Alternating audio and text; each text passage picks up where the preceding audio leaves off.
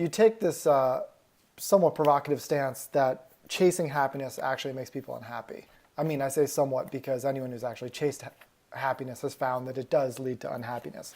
But why is that? Like, what's the sort of science behind why it makes people unhappy? There have been a number of studies showing that when you kind of bring people into the lab and ask them to actively try to make themselves happy, or in another study, if you kind of manipulate them to value happiness and to want to be happy, that they ultimately end up feeling less happy than people who you don't kind of manipulate to value happiness or who you don't tell to try to be happy. And I think there's a number of reasons for it. One of them is that when in a culture such as ours, where happiness is such a value, people expect to be happy. They want to be happy. They're told constantly happiness will lead to all of these benefits. You'll be healthier. You'll be better liked. Your career will be more successful. And so that expectation, I think, makes when people fall short of it, they ultimately are disappointed. Mm-hmm. And the other thing that the research has clearly shown is that what actually makes people happy isn't kind of prioritizing happiness itself, but rather pursuing meaningful endeavors like relationships and goals and purposes. And that when you pursue meaningful endeavors, that ultimately you'll feel happier down the road. So it's not that happiness is bad and that the pursuit of happiness is bad. It's that when we kind of make happiness such a focus of our lives that we end up getting distracted from the things that actually make us feel a deeper sense of well-being. That's interesting. So is it the idea that happiness is kind of an accidental byproduct of some other pursuit, in this case, the pursuit of meaning? Yeah, so it is. So I think that the research shows that it is a byproduct of the pursuit of meaning. And so when something I find interesting, I mean, happiness is a fascinating topic. You know, I've read plenty of books about it, and as you mentioned, it's just grown as an industry since Martin Seligman started positive psychology. Yeah. And I guess the question, and it might be naive, but it's essentially like, what's wrong with being sad? It seems like a fundamental just part of our existence. Right. And actually I love that question. And it's part of that question is part of the reason why I wrote my book. As I started getting more involved with positive psychology and started noticing that everywhere you turn, there are these articles and books about how you should be happier, why you should be happier. I noticed that there were a lot of people in my life, and including myself, who, I'm going through life, my family's going through life where we don't feel happy all the time. We're experiencing difficult emotions. We're devoting ourselves to goals that are stressful and effortful and frustrating. Mm-hmm. And yet we're leading good lives. They're meaningful lives. And so this happiness frenzy, I thought, was leaving that story out, that the fact that, you can be experiencing difficult emotions and negative emotions and still be leading a worthwhile life. And to your point about sadness, I mean, all of the emotions that we experience have a purpose, and sadness in particular helps us kind of step back and reflect on our lives and take stock of what's happened to us, reflect on what's happened to us. And that's valuable if you want to lead a good life, because it helps you gain wisdom and perspective. Mm-hmm.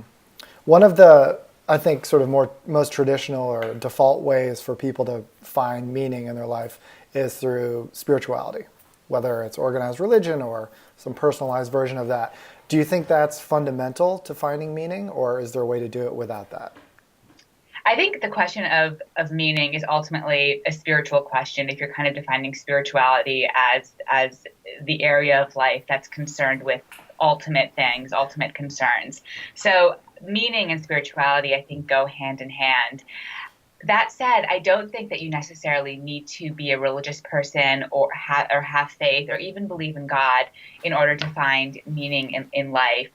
I one of the aims of my book actually was to understand how do people find meaning both with and without religion. And what I found was that when you ask people what makes your life meaningful, or when you look at the research and surveys about meaning in life, you'll find that there are four themes that come up again and again in what people talk about. And I kind of broadly categorize the themes as a sense of belonging, a sense of purpose, storytelling, or understanding your life as a coherent whole, and finally, experiences of transcendence. And you can certainly have those four pillars of meaning within a religious context. And actually, if you think about what makes why religion gives people such a deep sense of meaning, it's because those four pillars are present. Or you could experience them outside of religion, just in your ordinary day-to-day life. Oh, that's interesting. So for the four of those, is there one that's most important, or do you need some version of all four? So different people are going to lean on different pillars. And actually, on my website, I created a little quiz to help people figure out, what's your pillar of meaning? What's the Hmm. most important pillar for you? And when I take it, it tends to be transcendence. When my editors and colleagues at Crown, which published the book, took it, a lot of them got storytelling, which makes sense because they work in the publishing industry. So we all rely on the different pillars to differing degrees. That said, in surveys and in research, when you ask people what are your most important sources of meaning in life, the things that they tend to say are my close relationships, my children, the people that I love. So probably for most people, a sense of belonging is going to be one of the more important pillars. So working in publishing myself, I can't Mm-hmm. resist asking about storytelling. I find Yes. that as a fundamental, does that mean the way you tell your own life, or the way, I'm just curious how storytelling is a pillar of meaning. Thanks for asking that. This pillar was actually, I think, in a lot of ways for me, the most unexpected, and at the same time, that was the hardest chapter for me to write, just trying to figure out the role of storytelling in a meaningful life. But when I went into writing this book, I had this intuition that storytelling, it must have a role because it's all about how we make sense of our experiences, and the sense making is another word for it is meaning making. So as I turned to the research, I found that people who actively try to make sense of their life experiences by weaving them into some sort of narrative that explains who they are and where they came from, they ultimately feel like their lives are more meaningful. And the reason is that one of the components of the psychological definition of meaning is a sense of coherence. So people who think that their lives are coherent, not random occurrences. Their experiences aren't random. Their lives make sense in some way. They understand their lives and their life experiences and their relationship to the broader world.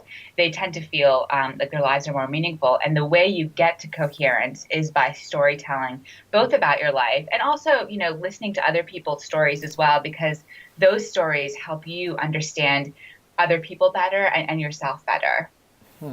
Right.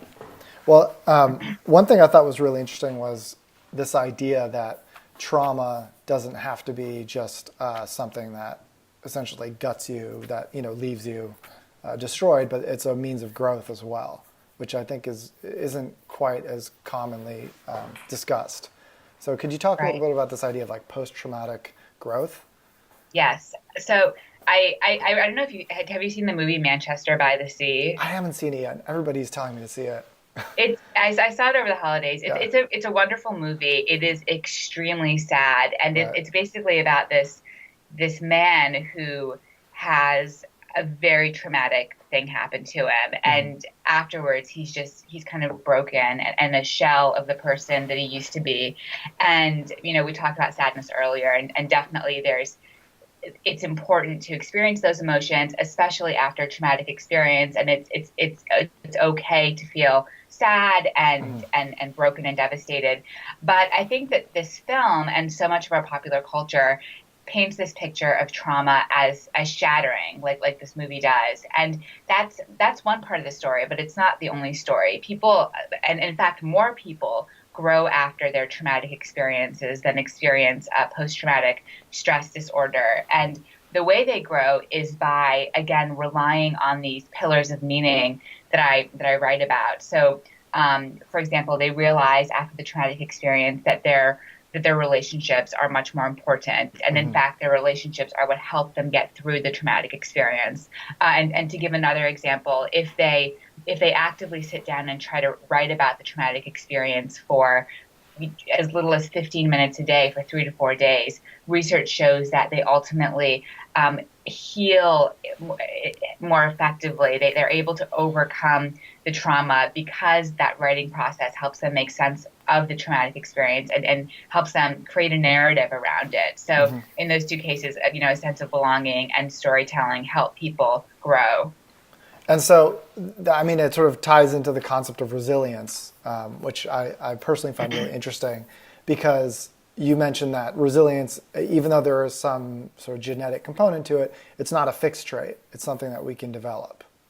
Exactly. And one of my favorite examples of this is a study that brought people into the lab, and they tried to so in this particular chapter of the book that we're talking about, I write about traumatic experiences, but I also write about more ordinary experiences of adversity and how we can be resilient in the face of them. And so this study that I'm talking about now is about one of those more ordinary experiences. And what they did was the researchers brought people into the lab, and they stressed them out by telling them that they had to do a public speaking assignment, and very very soon thereafter. And so obviously, when the researchers measured their physiological indicators, they were all spiked and elevated. And the researchers wanted to figure out, is there a way that we can make people more resilient in the face of this stressful task? And what they did was, in an earlier study, they found that people who weren't resilient, they saw stress as a threat. And so in this study, they told the participants to, instead of thinking of this speech task as a threat, think of it as an opportunity.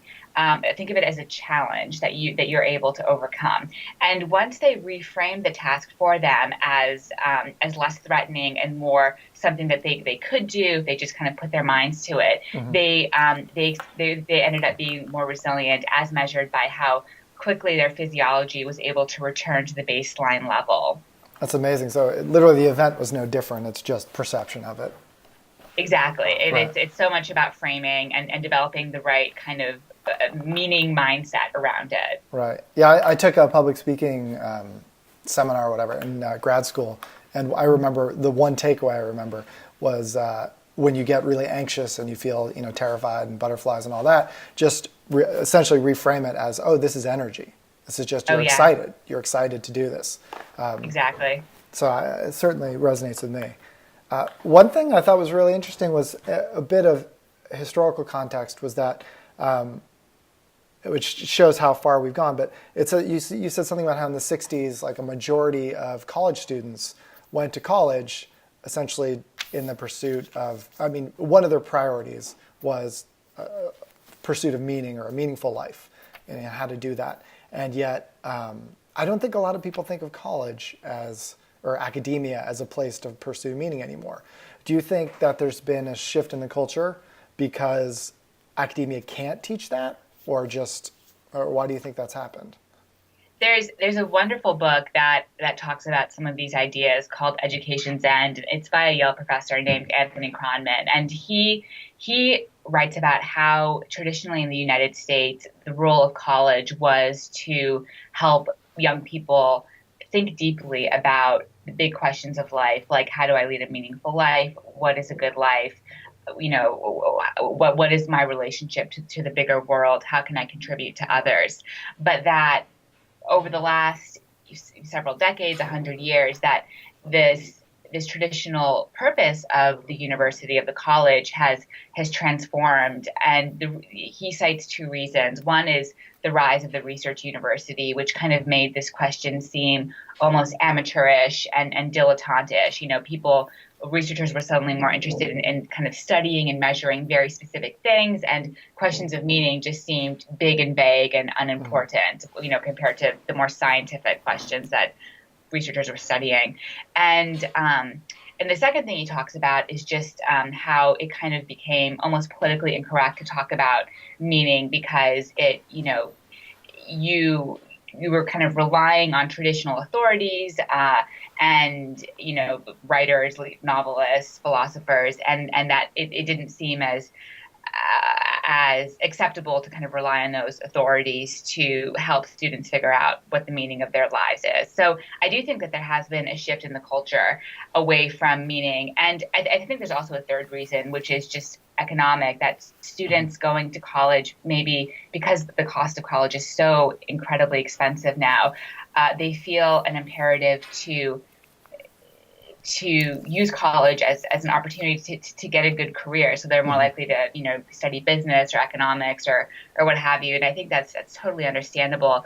The sad thing though, is that, these kind of young adult years, emerging adulthood, is a really important time to think about and to figure out what your purpose is and what you want to do. And so their students don't really have a venue to do that anymore. And because more and more of them, first of all, are not turning to religion, which is one traditional source, and now college, which could have been a place where they thought about these, is also not discussing. It's not a place where it's being discussed as much. So it's a real loss. But at the same time, I've noticed that in the last 10 years, there's been kind of a shift again in the university towards addressing these issues. And a lot of professors and initiatives are kind of from the bottom up, starting to offer classes about how to lead a meaningful life, starting to offer programming about it on their campuses. And students are responding because I think there's a yearning for it. So that's been a positive development. Right. What was it? I mean, I think everyone certainly dealt with these questions of, purpose of life, what's our meaning, why am I here? So what was it that compelled you personally to write an entire book and research it? So this is, I mean, you're absolutely right. This is the question that we all think about. I think that maybe I started thinking about it from a younger age than others, just because of the nature of my childhood. And I talk a little bit about this in the book, which is that I grew up in a Sufi meeting house that my parents administered. Sufism is a school of mysticism that's associated with Islam. So twice a week, Sufis, these seekers, would come over to our home, and they would meditate for several hours in the evening. And part of their practice was, loving kindness and service, and the whole point of what they were doing was to, diminish their sense of self, their ego, so that they could feel closer to God, or the ultimate reality that they were trying to grow closer to. So I was surrounded by people who were leading very meaningful lives, and for whom the question of meaning had some clear answers. And that stayed with me. And as I grew older, I just wanted to begin to explore it a little bit more in psychology and in philosophy, and to go back to what we were talking about earlier, if there are ways that you could still lead a meaningful life, regardless of whether you had a serious spiritual or religious practice. And that took me ultimately to this field of positive psychology, which I'm sure, Heleo readers and listeners are familiar with. And within positive psychology, a new body of research has started to grow up around the distinction between meaning and happiness, which is a distinction that's thousands of years old and has existed in philosophy for a long time, but that now is starting to get an empirical backbone behind it. And when I started seeing these studies, I just thought they were very intriguing, because as a former student of philosophy, I had always thought about, the goal is to lead a good life and to figure out what a good life is. And I had kind of collapsed the ideas of meaning and happiness as both part of a good life. And I hadn't really thought, well, you can choose to pursue one and you can choose to pursue the other. And as I got into the research, I saw, well, maybe, it seems like meaning is really what we should be pursuing, since the pursuit of happiness can kind of lead us astray, and that we're meaning-seeking creatures, and we all ultimately want to lead meaningful lives. That's fascinating. Yeah, I can see why. I mean, it's funny. I've studied some philosophy and, of course, read hundreds and hundreds of novels. And this question, I mean, certainly the Russians. I'm a big fan. Tolstoy, and you referenced Tolstoy in your book. I mean, this fundamental struggle, for thousands and thousands of years, since like the Socratics and even earlier, I'm sure. And then to see science kind of step in and say, okay, now we're going to take a shot at it. It's very fascinating to watch the shift in approaches. I also do wonder what's going to, I mean, this is maybe totally out there, but once you start bringing in things like AI and you know, where the future's going with the idea of meaning, and what do you do with meaning when you have like a created intelligence? Like, what is the meaning of AI? Well, I think that's a great question. And I think that what you're talking about, how these topics of meaning and happiness were kind of, the domain of philosophy and literature for a long time, and now they seem to be the domain of positive psychology, or at least been receiving more attention from social scientists. And I mean, I think to me that just suggests that these are perennial questions of humankind. We all want to know how we can lead meaningful lives, how we can find happiness, and we're going to use all the tools we can to explore these questions, whether it's philosophy or literature or social science or artificial intelligence one day, perhaps.